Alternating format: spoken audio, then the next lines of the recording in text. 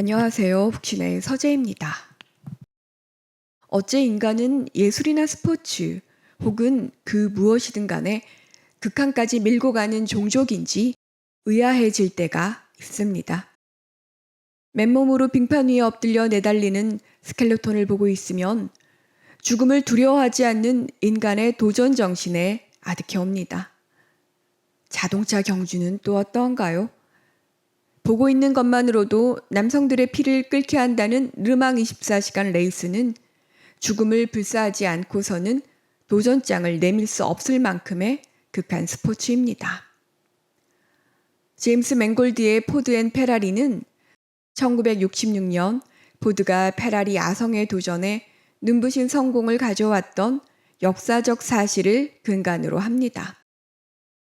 클라이맥스 역시 르망 24 레이스에서 장인 정신의 끝판왕인 페라리를 제치고 포드 세대가 나란히 결승점을 통과하는 장면이라는 점에서 포드 대 페라리의 경쟁은 기본 축입니다. 하지만 이야기의 묘는 다른 곳에 있습니다. 제작진이 밝힌 것처럼 파란만장한 관계 속에 우정을 쌓은 두 인물이 놀라운 목표를 이룬 언더독들의 이야기가 진짜입니다. 제2차 세계대전 이후 경제 화랑을 맞은 베이비 부머 세대들은 포드와 같은 투박한 자동차 대신 미끈한 스타일의 유럽 스포츠카를 선호하게 되면서 포드즘을 이끌어낸 포드 자동차는 위기를 맞습니다. 브랜드 이미지 제고가 필요해지자 헨리 포드 2세는 스포츠카의 절대 강자인 페라리를 인수하려 하지만 합병은커녕 페라리 창업자 엔초 페라리로부터 크게 모욕을 당합니다. 포드 2세는 수단과 방법을 가리지 않고 페라리를 이길 차를 만들겠다는 분노 어린 결심을 하지만 장인의 손끝에서 한 땀 한 땀 탄생되는 페라리를 기계식 공장에서 출고하는 포드로 승부를 걸겠다는 것은 무모한 일입니다.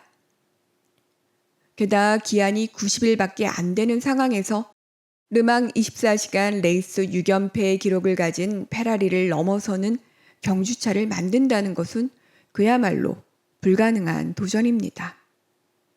포드의 승부수는 미국인으로서 르망 레이스에서 우승한 전적이 있는 쉘비 아메리칸의 설립자 캐롤 쉘비의 전격 영입입니다.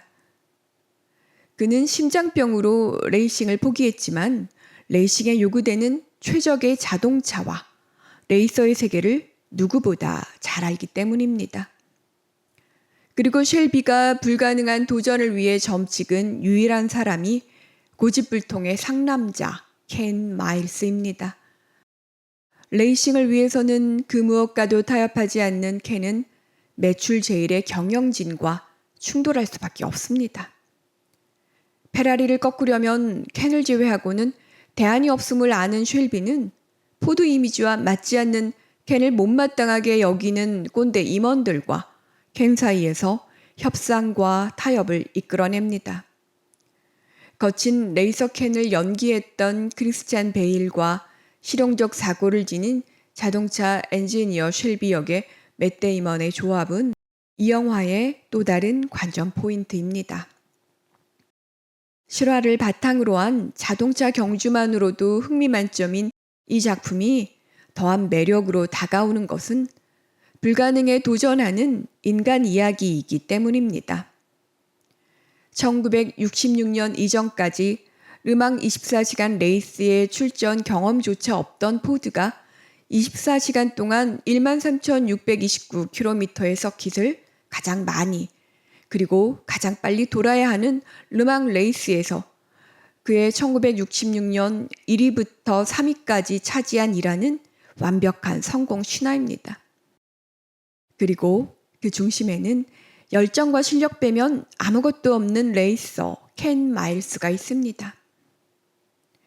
이 작품이 미국 자동차의 자부심이나 한 인간의 영웅담으로 기울지 않은 것은 양극단을 달리는 포드 경영진과 켄 사이에서 핸들링을 하는 쉘비 시점에서 전개되었기 때문입니다.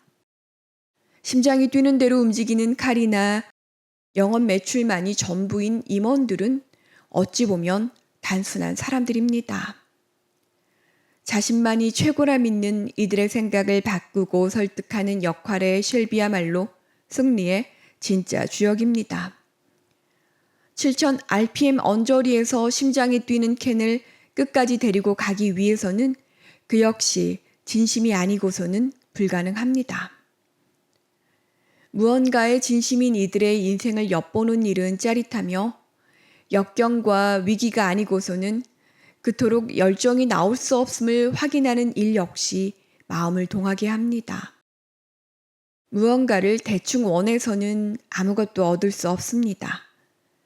간절함은 인간의 바닥힘까지 밀어내는 절대적 원동력입니다.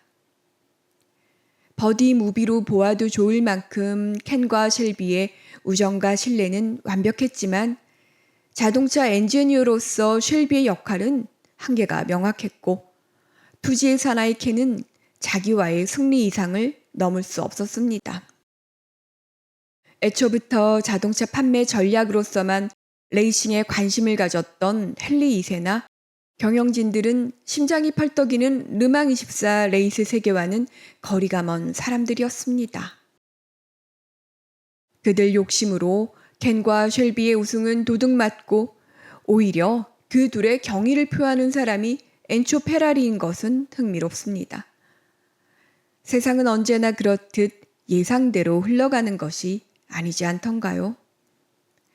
포드의 홍보 효과를 극대화하기 위해 경영진은 포드 세대가 나란히 한 화면에 잡혀 결승전에 들어오는 장면을 연출하길 원했고 엄청난 속도로 선두를 지켜가던 켄은 속도를 줄여 그들 요구를 수락하지만 레이스 규정상 뒤에서 출발해 더 긴 거리를 달려왔던 2등 선수가 우승을 차지하는 결과를 낳았습니다. 도둑맞은 우승만으로도 모자랐던 켄의 부르는 그해 8월 포드의 신차 테스트 드라이브 도중 엔진 폭발로 사망하기까지 이릅니다. 한 번만 허락된 인생을 온전히 불태우다간 켄의 삶을 들여다보면 어떻게 사는 것이 최선인지 아득해집니다. 켄의 죽음에는 많은 설들이 있지만 왠지 자살로 보고 싶은 것은 불꽃 같은 삶을 열망하는 나 자신의 억측은 아닐까도 싶습니다. 인생의 승리는 숫자로 말할 수 없고 반드시 승리의 삶만이 성공적인 인생이라 할 수도 없습니다.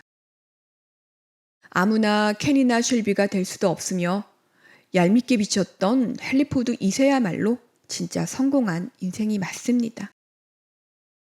그는 레이싱은 몰라도 못난 공장에서 만드는 흉하고 투박한 양산차라는 비난을 퍼부어댄 엔초 페라리의 코를 납작하게 해준 사람이자 미국 자동차 역사의 불변의 존재이기 때문입니다. 영화의 뒷이야기를 전하자면 1967년 포드 안방인 미국 데이토나 레이싱 대회에서 페라리가 1위부터 3위까지를 휩쓸며 포드 세대가 동시에 들어왔던 장면을 페라리로 그대로 연출했다 하니 인생의 부침은 뭐라 말할 수 없는 흥미로움입니다. 매번 생의 다리를 겁에 질려 건너가는 사람은 아무것도 얻을 수 없습니다.